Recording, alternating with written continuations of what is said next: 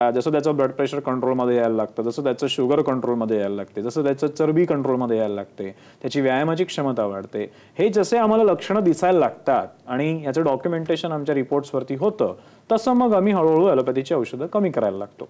आमचा फायनल उद्देश असतो की कमीत कमी औषधांमध्ये पेशंट ठीक झाला पाहिजे आणि बरा राहिला पाहिजे. मग त्यासाठी सगळ्या गोष्टी वापरा. जसं मी मगाशी सांगत होतो, पंचकर्म, आहार, व्यायाम सगळ्या गोष्टी वापरा. कमीत कमी औषधं, तपासण्या गरज पडले तर जास्त करा, पण औषधं कमी खा आणि शरीर निरोगी ठेवा किंवा शरीर चांगलं ठेवायचा प्रयत्न करा. नक्कीच. हे शरीर चांगलं ठेवायचा प्रयत्न करण्यासाठी म्हणून आपल्याला दैनंदिन जीवनामध्ये काही बदल करून घेणे आवश्यक आहे. हे बदल नेमके कोणते आहेत नक्की जाणून घेऊया. आपण घेतोय छोटासा ब्रेक.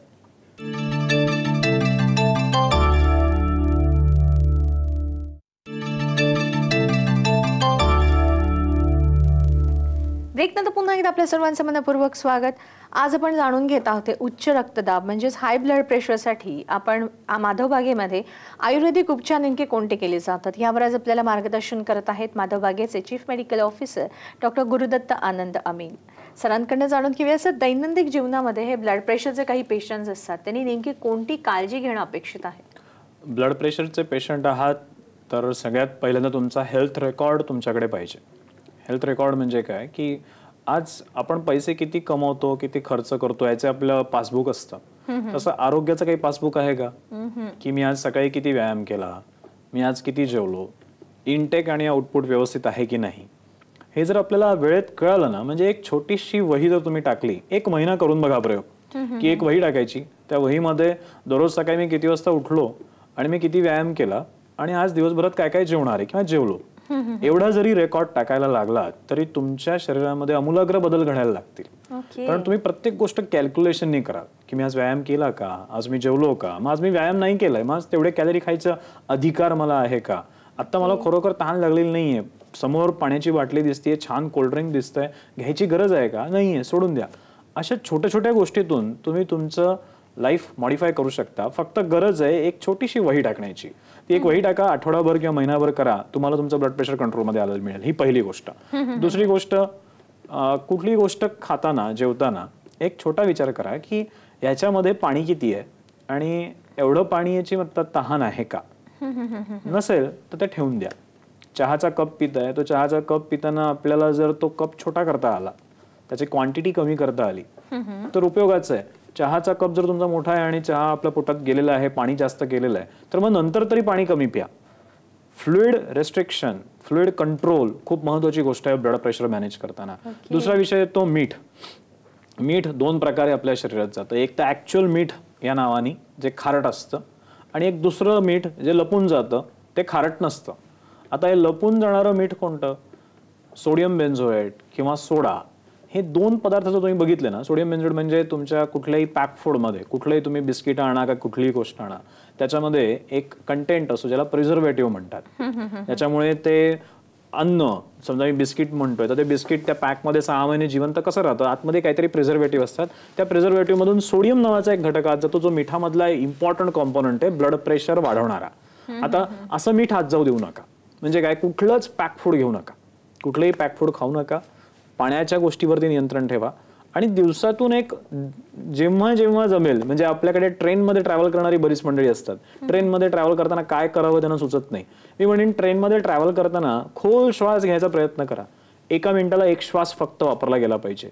अशा पद्धतीने जर तुम्ही जाल तर तुमचं ब्लड प्रेशर खूप चांगल्या पद्धतीने नियंत्रणात यायला लागेल आणि कुठलाही त्रास तुम्हाला होणार नाही. दुसरं एक त्याच्या अनुषंगाने येणारी गोष्ट म्हणजे कुठल्या तरी एका डॉक्टरच्या अंडर कंटिन्युअस ट्रीटमेंट ठेवा आणि असा डॉक्टर असावा की ज्याला तुमच्या आरोग्याची हिस्ट्री व्यवस्थित तो मॅप करतोय. आज माधवबागमध्ये आम्ही या विषयाला विशेष का महत्त्व देतो की माझ्या समोर आलेल्या पेशंटचा भूतकाळ काय आहे हेच जर मला कळलं नाही तर मला वर्तमान काळ आणि भविष्यकाळ सुद्धा नीट कळू शकत नाही. त्यामुळे आम्ही पेशंटचे रेकॉर्ड्स मेंटेन करणं, त्याचा आरोग्याचा एक तक्ता बनवणं, त्याचं शीट बनवणं, त्याला ट्रॅक करणं हे सगळं करत असतो. निश्चित माधवबाग तुम्हाला याच्यात मदत करू शकते. एवढ्या गोष्टी माझ्या मते पुरेशा आहेत ब्लड प्रेशरच्या पेशंटसाठी. नक्कीच. जर ब्लड प्रेशर म्हटलं की तुम्ही जसं सांगितलं की हृदयरोगाचा त्रास हा संभवत असतो, तसंच हातात हात घालून येणारा म्हणजे ब्लड प्रेशर आणि डायबिटीज. खरं तर आपल्याकडे कार्यक्रमामध्ये वेळ आता फारच कमी उरलेली आहे, तरी पण असे जे काही पेशंट असतात ज्यांना ब्लड प्रेशर आहे, डायबिटीज आहे, अशा पेशंटनी देखील काय काळजी घ्यावी हे जरा सांगाल का? ब्लड प्रेशर आणि डायबिटीज हे दोन्ही बंधू एकमेकांचे आहेत, जवळचे आहेत. दोघांचं रूट कॉज मध्ये कुठेतरी जेवणातल्या गडबडी आहेत. जेवणातल्या गडबडी का? कारण साधं बघा की माणूस नुसतं पाणी पित नाही. माणूस अशा गोष्टीतून पाणी पितं की जे पाण्याबरोबर साखरपणात जाते. म्हणजे मी पिताना नुसतं पाणी खूप जास्त प्यायला जात नाही. मी कोल्ड्रिंकची बाटली पितो. आता कोल्ड्रिंकची बाटली पिताना किती पाणी आत गेलं, किती साखर आत गेली, हे कॅल्क्युलेशन आपण करत नाही. त्याचा परिणाम शरीरावरती होतो. सांगायचा उद्देश आहे की दोन्ही जरी तुम्हाला असेल तरी चिंता करू नका. डायबिटीजच्या पेशंटला पण सोपा उपाय, एक डायरी टाका. ती डायरी टाका आणि बघा तुमचं 1 महिन्यामध्ये शुगर कंट्रोलमध्ये यायला लागेल. फक्त त्या डायरीचा इम्पॅक्ट तुमच्या जीवनावर एवढा होईल की तुमची साखर नियंत्रणात यायला लागेल. का? कारण तुम्ही स्वतःच्या शरीराकडे, स्वतःच्या शरीरामध्ये जे काही आपण इनपुट करतो त्या इनपुट्सकडे एका सजग दृष्टीने बघायला लागाल आणि त्याचा फायदा तुमच्या आरोग्याला नक्की होईल. सर, जाता जाता हृदयस्पर्शी माधवबाग या पुस्तकाबद्दल जरा आपल्या सगळ्या प्रेक्षकांना माहिती द्या. हृदयस्पर्शी माधवबाग हे रोहित माधव साने आणि किरण भिडे या दोघांनी जे माधवबाग नावाची एक संस्था स्थापन केली, त्या संस्थेचा एक छोटासा तो इतिहास आहे. मी सध्या सध्याच सांगेन की हा एका लढ्याचं ते पुस्तक आहे, ज्या लढ्यामध्ये डॉक्टर आणि पेशंट दोघे एकत्र मिळून हृदयरोगाशी कसं लढताय त्याचं विशेष विश्लेषण आहे. नक्कीच ह्या प्रत्येक डायबिटिक, ब्लड प्रेशरच्या पेशंटसाठी उपयोगाचं आहे, कारण भरपूर पेशंटचे मनोगत त्याच्यामध्ये आहेत. नक्कीच वाचा, तुम्हाला त्यातून भरपूर काही शिकायला मिळेल. नक्कीच. मग हृदयस्पर्शी माधवबाग नावाचं जे पुस्तक आहे ते आपण आपल्या स्वतःकडे वाचनासाठी आणि इतरांना देण्यासाठी ठेवायला काही हरकत नाहीये.